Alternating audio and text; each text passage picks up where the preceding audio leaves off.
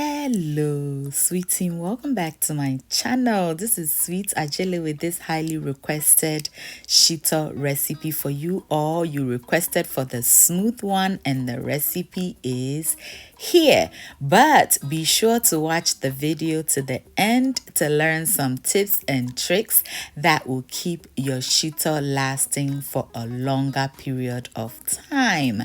Let's get started. For this recipe, you will need some onions, okay? Lots of onions. I also have some shallots, ginger. I have habanero pepper for the flavor. I'm also adding some garlic. For the spices, I have aniseed. I also have rosemary.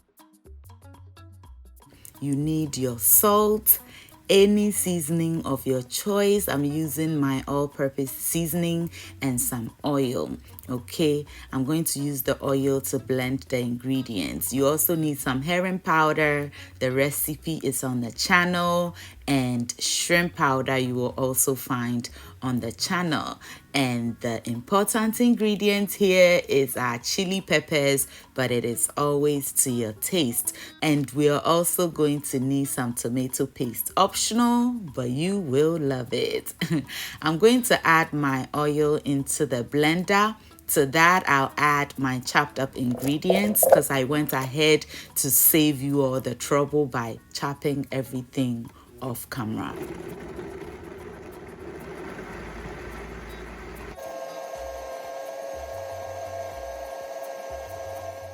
Once it's nicely blended, set it aside. Repeat the process until everything is nicely blended. I'm also going to go ahead and blend the chili peppers until it is nice and smooth.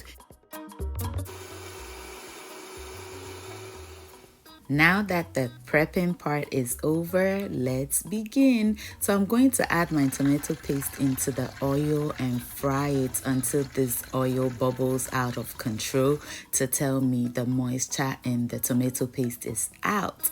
And if you noticed, we're using used oil. Yes, this is the oil we use to fry our cuttlefish. I also used it to fry some fish. So you know this oil is infused with amazing flavors. And do not panic about how much oil I'm using because I'm making a lot of SHITO, and SHITO requires a lot of oil anyway. So yeah, do not panic.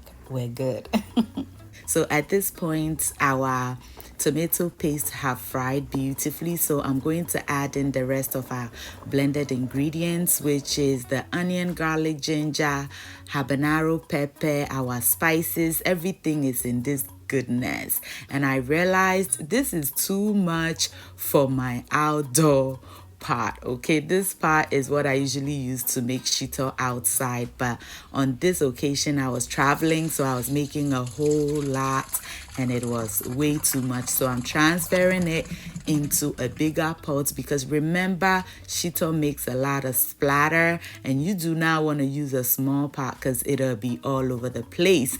I transferred it onto my induction cooktop, but then it started raining, so as you can see, we are in the kitchen, our safe place, and we're going to fry this until the oil begins to have a lot of bubbles on top of it to indicate that all the moisture is out of it. Okay, so as you can see, it is beginning to bubble, and do not forget to keep stirring. Use a long spatula because it'll splash on you and burn you a little bit, and you don't want that. Well, as a cook, you will get burnt here and there, but you don't just want to give your hands to this splatter because it will hurt.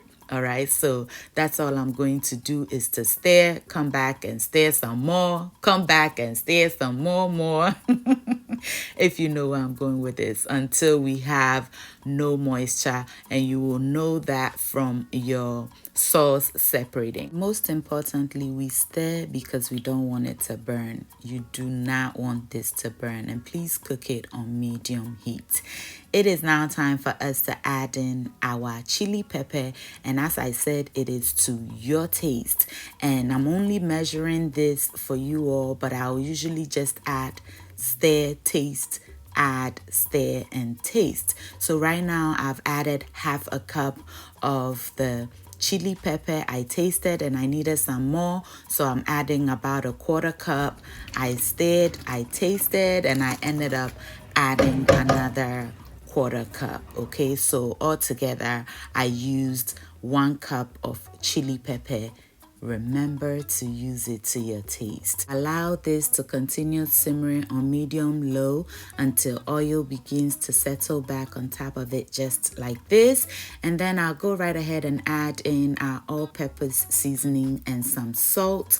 Give it a good stir, taste it to see if you need to add more, then you may adjust.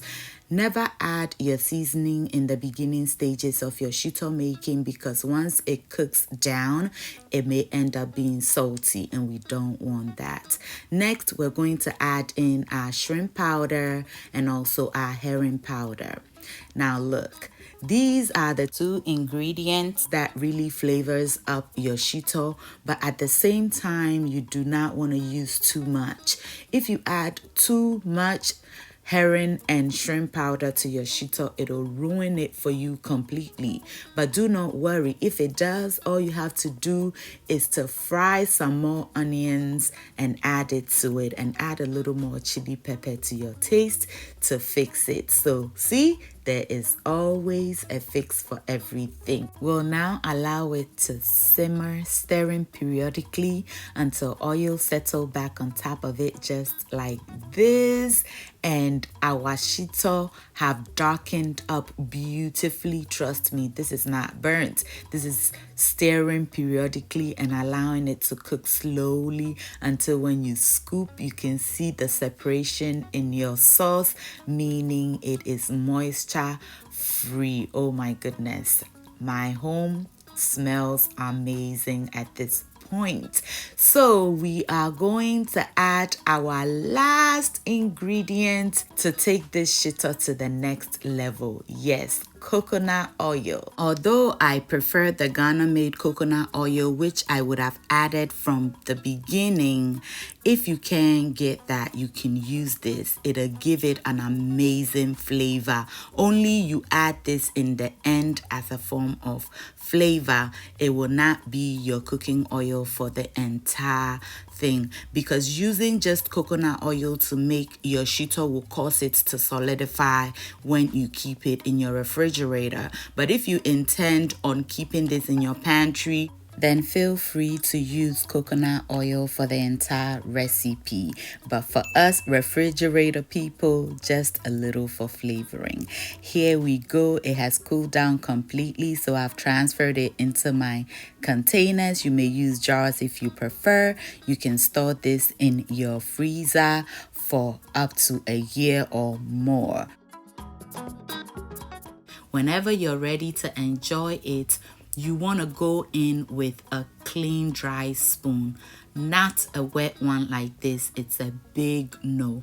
You need a clean, dry spoon. Tilt your shito to the side just like this and allow the oil to move to the side, and then you can go right ahead and scoop your shito for enjoyment. Always remember, clean, dry spoon. Another sweet tip: remember, the oil serves as a preservative. So whenever you scoop your shito, whatever is left on the side without any oil covering it will go bad. So you want to ensure that you clean it back into your shito, if possible with a spatula, to ensure that your shito jar or container is always nice and clean. With these tips, your shito is guaranteed to last for a longer period of time. And as you can see, our container is sweating, and that is because the shito came out of the refrigerator, but our oil isn't solidified because we didn't use too much coconut oil. Thank you all so much for watching. I hope you enjoyed this video and are inspired to try the recipe. To my sweet team, y'all know I love you. Until I see you in the next video, stay safe, keep loving each other, and remember that the love of God and family is life's greatest blessing. And guys, ke unamini ochemi sweet mahabotu. Bye y'all.